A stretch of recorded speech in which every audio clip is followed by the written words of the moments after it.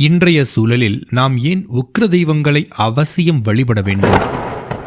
அவர்கள் நம் வாழ்க்கையில் ஆற்றும் பங்கு என்ன? அவர்களின் அருள் இன்றைய காலகட்டத்தில் எவ்வாறு உதவும் என்பதை இந்த பதிவில் பார்க்கலாம்.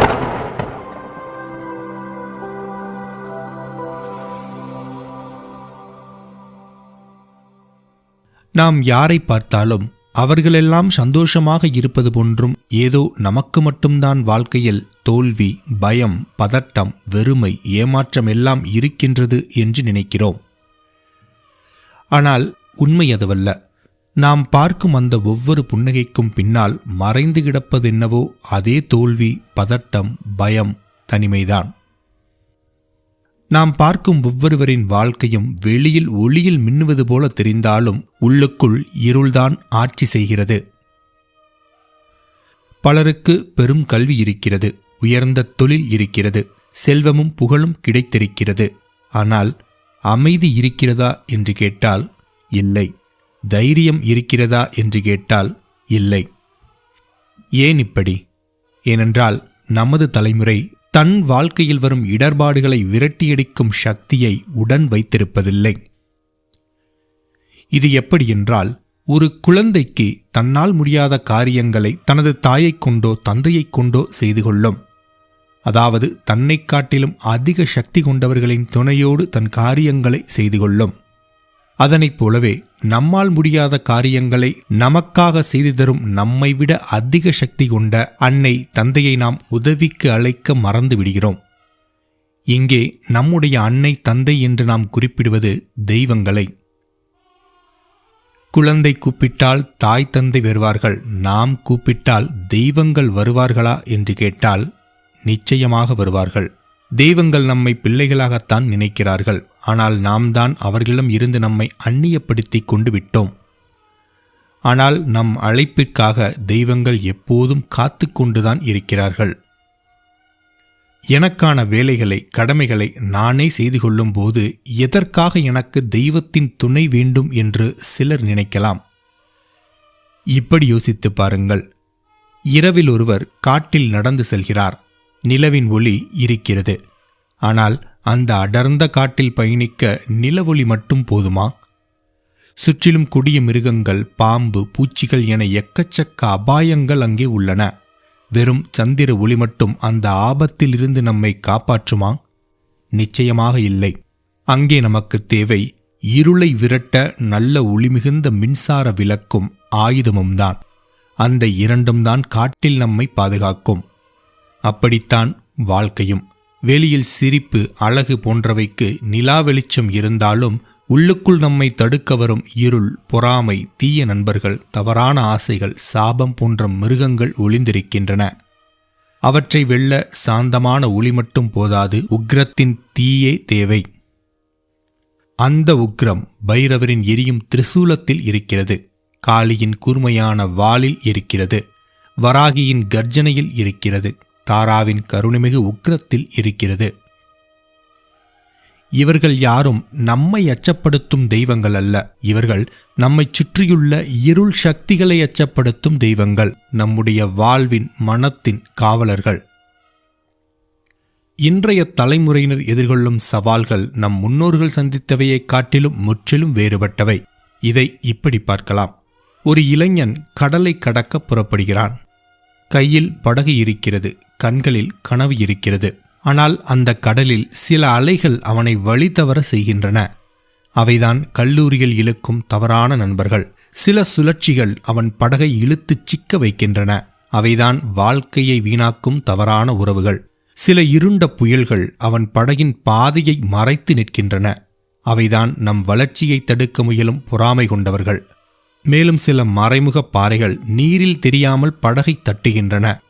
அவைதான் சாபம் போல நம் முன்னேற்றத்தை அடைக்கும் மறைமுக சக்திகள். இவையெல்லாம் தான் இன்றைய தலைமுறையின் மிகப்பெரிய எதிரிகள். வாழ்க்கை எனும் கடலை கடக்கும் போது அந்த அலைகள், சுழற்சிகள், புயல்கள், மறைமுக பாறைகள் எப்போது எங்கு தாக்கும் என்று சொல்ல முடியாது. இந்த சமயத்தில் உக்கிரதெய்வத்தின் பங்கு அளப்பரியது. அதில் முதலில் பைரவர். இவர் நேரம் மற்றும் பாதையின் காவலன். வாழ்க்கை எனும் கடலில் வரும்போது முடிவற்ற இருளை அகற்றுபவர் பைரவர். அதாவது கடலில் படகில் பயணிக்கும் போது கலங்கரை விளக்கம் எப்படி சரியான பாதையை காட்டுமோ அதேபோல நம் வாழ்க்கை பயணத்தில் சரியான பாதையில் பயணிக்க பைரவரின் அருள் மிக முக்கியம். ஏனென்றால் பைரவர் காலத்தின் காவலன். அவர் வெளிச்சம் தருவதால் இளைஞன் தவறான பாதையில் செல்லாமல் திசை அறிந்து பயணிக்கிறான். கல்லூரியில் தவறான நண்பர்கள் அழைத்தாலும் அந்த வழி இனி அவனுக்கு கவர்ச்சியாக தெரியாது. ஏனென்றால் பைரவரின் ஒளி அவனை முன்னேற்ற பாதையில் நடத்துகிறது. இரண்டாவது, காளி. பயணத்தின் நடுவே திடீரென புயல் எழுகிறது. மிகப்பெரிய அலைகள் படகை கவிழ்க்க முயல்கின்றன. அதுபோலவே வாழ்க்கையில் வரும் தவறான உறவுகள், ஆசைகள் நம்மை மூழ்கடிக்க நினைக்கும். அப்போது காளி தேவியின் தேவை அங்கே வருகிறது. காளி தன் அருளால் இருண்ட அலைகளை தன் வாளை கொண்டு சிதறி சாம்பலாக்குகிறார். காளி நம்முள் அச்சமின்றி தேவையான தருணத்தில் இல்லை, முடியாது, இதை நான் செய்ய மாட்டேன், இது பண்பு அல்ல, இது தர்மம் அல்ல என்று சொல்லும் தைரியத்தை ஊற்றுகிறார். அன்பு என்ற பெயரில் வாழ்க்கையை அளிக்கும் பாச வலைகளை தகர்க்கும் வீரத் தாயார் காளி. அவர் அருகில் இருந்தால் எந்த தீய உறவுகளும் நம்மை விழுங்க முடியாது. அடுத்தது வாராகி. இவர் பாதுகாப்பின் கவசம். இளைஞன் தனது படகை முன்னோக்கி தள்ளி கொண்டு போகிறான். ஆனால் நீரில் தெரியாமல் மறைந்து கிடக்கும் கூர்மையான பாறைகள் அவனது படகை அடித்துச் சிதைக்க முயல்கின்றன. அவைதான் பொறாமை, சாபம், தீய சிந்தனை போன்றவை. அந்த வேளையில் வாராகி தனது உக்கிர வடிவில் தோன்றுகிறார். அவரது கர்ஜனைக்கே பாறைகளும் நொறுங்குகின்றன. அவரது சக்கரத்தில் மறைந்து கிடக்கும் அனைத்து தீய சக்திகளும் சிதைந்து போகின்றன. வாராகி நம் வீடு, குடும்பம், தொழில், கல்வி அனைத்தையும் பாதுகாக்கும் கவசம். அவர் அருகில் இருந்தால் பொறாமையின் பார்வை எவ்வளவு கடுமையானதாக இருந்தாலும் அது எப்போதும் நம்மை தாக்க முடியாது. இறுதியாக தாரா. இவர் பராசக்தியின் அம்சம். உதாரணத்திற்கு நம் திருவானைக்காவல் அகிலாண்டேஸ்வரியைப் போல. சொல்லப்போனால் அகிலாண்டேஸ்வரியும் வராகியின் தன்மை கொண்டவர்தான். இவர் நம்பிக்கையின் தாயார். இப்போது பயணத்தின் முடிவில் இளைஞன் சோர்வடைந்து நிற்கிறான். புயலோ பாறைகளோ இல்லாவிட்டாலும் அவனது மனமே இப்போது தடையாக நிற்கிறது. என்னால் முடியாது, நான் வெற்றி பெற முடியாது என்ற குரல் உள்ளத்திலேயே எழுகிறது. அந்த நேரத்தில் தூய ஒளியில் புன்னகையுடன் தோன்றுகிறார் தாராதேவி. அவர் தனது கரத்தை நீட்டி சோர்வடைந்த இளைஞனை தூக்கி நிறுத்துகிறார். பயப்படாதே, உன்னால் முடியும், உனக்குள்தான் உன் சக்தி இருக்கிறது என்று அவர் சொல்லும்போது அவனது உள்ளம் மீண்டும் தீப்பொறியாக எரிகிறது. தாரா நமக்கு நம்பிக்கை கொடுக்கும் தாயார். அவர் அருகில் இருந்தால் நம்மை யாராலும் நிறுத்த முடியாது. நாம் அனைவரும் வாழ்க்கை கடலின் நடுவே நிற்கிறோம். சில நேரங்களில் புயலால் தடுமாற்றங்களும் சோதனைகளும் வரும். அந்த நேரத்தில் ஒரு கேள்வி மட்டும் நம் உள்ளத்தில் எழ வேண்டும். இந்த தடைகளை நான் தனியாக சமாளிக்க வேண்டுமா, அல்லது தெய்வங்களின் கையை பிடித்து தைரியமாக கடக்க வேண்டுமா? பதில் உங்கள் கையில்தான். ஏனென்றால் உங்கள் பக்கத்தில் பைரவர், காளி, வாராகி, தாரா போன்ற தெய்வங்கள் இருக்கும்போது வெற்றி தள்ளி போகாது, அமைதி தொலைந்து போகாது. அன்பும் பாதுகாப்பும் என்றென்றும் உங்களையும் உங்கள் குடும்பத்தையும் தழுவிக்கொள்ளும். நன்றி.